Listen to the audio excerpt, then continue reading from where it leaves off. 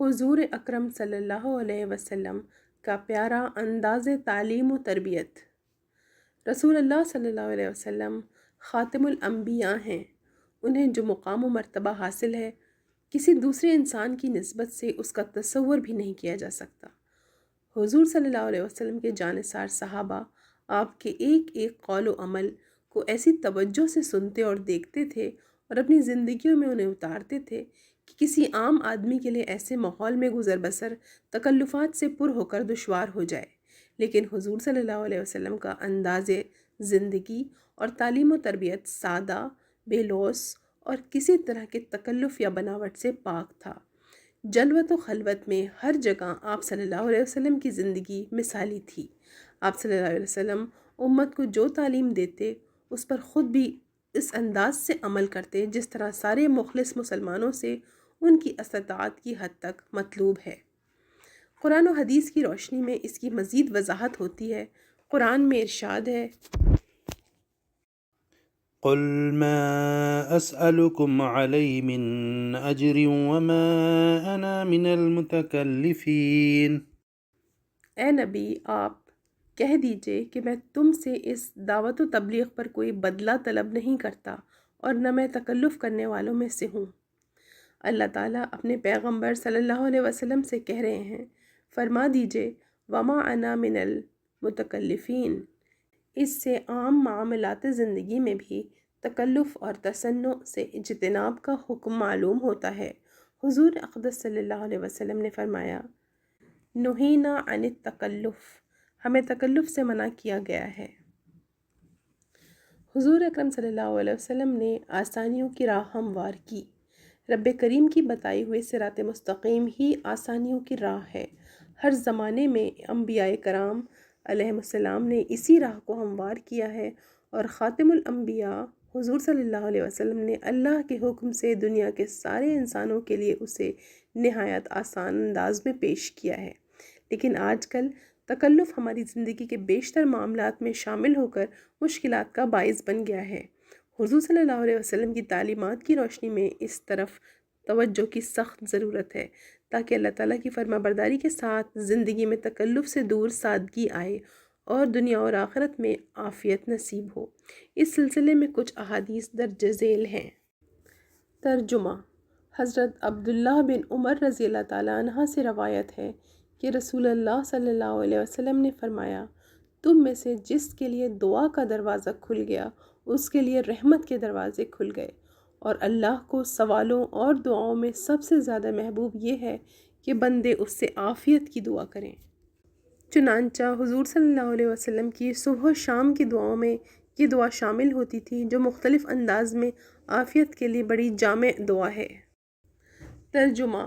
حضرت عبداللہ بن عمر رضی اللہ تعالیٰ عنہ سے روایت ہے کہ جب صبح یا شام ہوتی تو رسول اللہ صلی اللہ علیہ وسلم یہ دعا ضرور کرتے تھے، اے اللہ، میں تجھ سے دنیا اور آخرت کی معافی اور عافیت کا طالب و سائل ہوں۔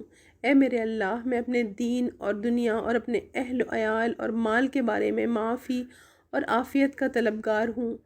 اے اللہ، میری شرم و عار والی باتوں کی پردہ داری فرما اور میرے دل کی گھبراہٹ اور تشویشات دور فرما کر مجھے امن و اطمینان نصیب فرما۔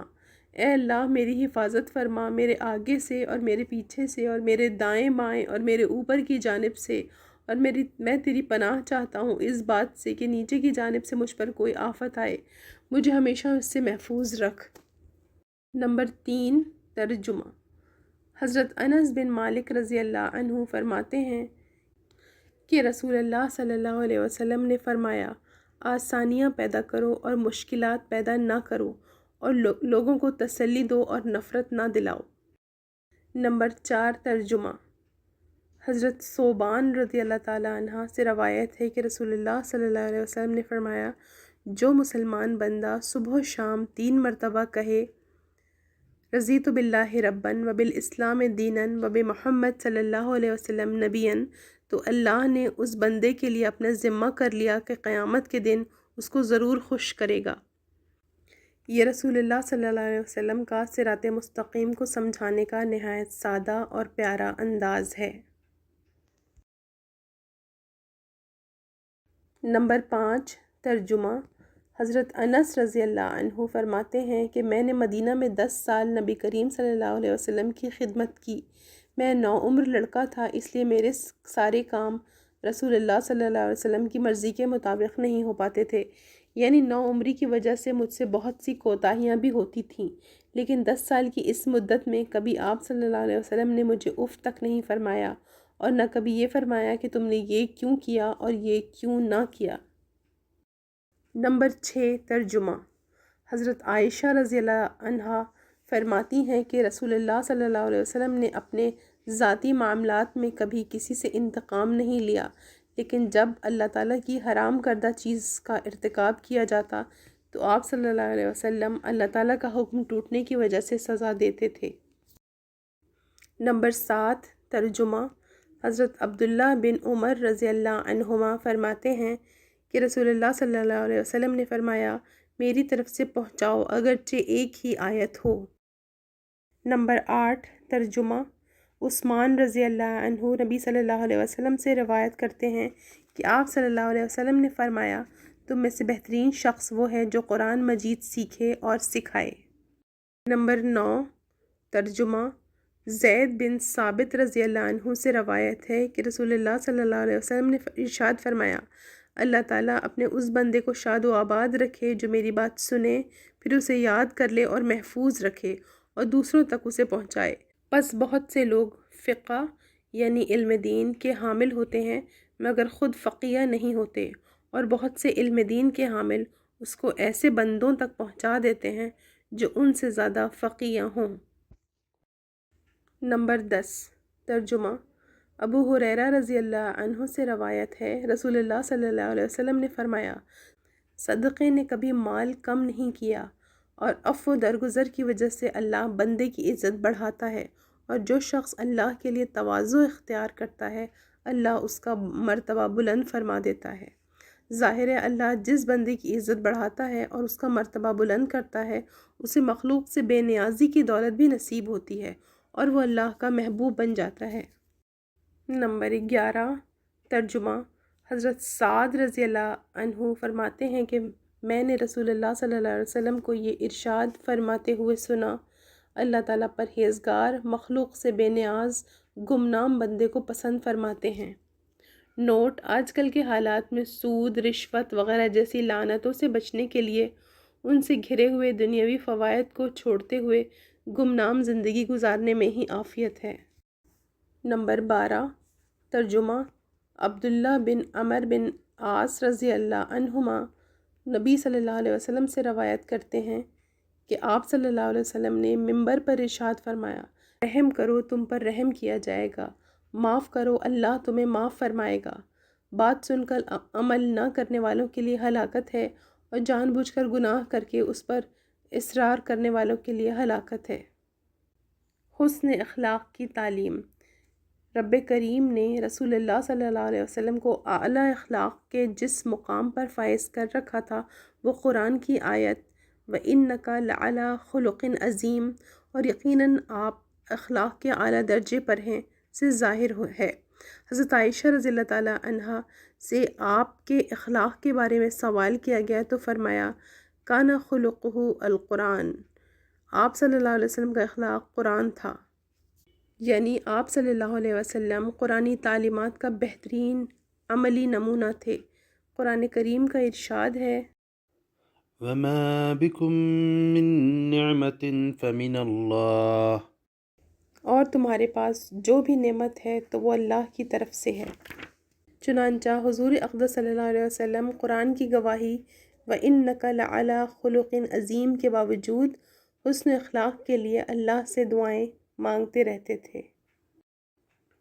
نمبر 13 ترجمہ۔ حضرت عائشہ رضی اللہ عنہا سے روایت ہے کہ رسول اللہ صلی اللہ علیہ وسلم اپنی دعا میں اللہ تعالیٰ سے عرض کیا کرتے تھے، اے میرے اللہ، تو نے اپنے کرم سے میرے جسم کی ظاہری بناوٹ اچھی بنائی ہے، اسی طرح میرے اخلاق بھی اچھے کر دے۔ نوٹ: قرآن کی آیت الذی احسن کل شیء خلقہ، اللہ جس نے ہر ایک چیز جو اس نے بنائی خوب بنائی، سے اس دعا کی معنویت اور آپ صلی اللہ علیہ وسلم کی شان بندگی بخوبی واضح ہوتی ہے۔ اللہ ہم سب کو اسے سمجھنے اور اس پر عمل کرنے کی توفیق بخشے، آمین۔ معلوم ہے کہ انسان کو جو کچھ ملا ہوا ہے اور جو کچھ مل سکتا ہے اللہ ہی کی دین ہے۔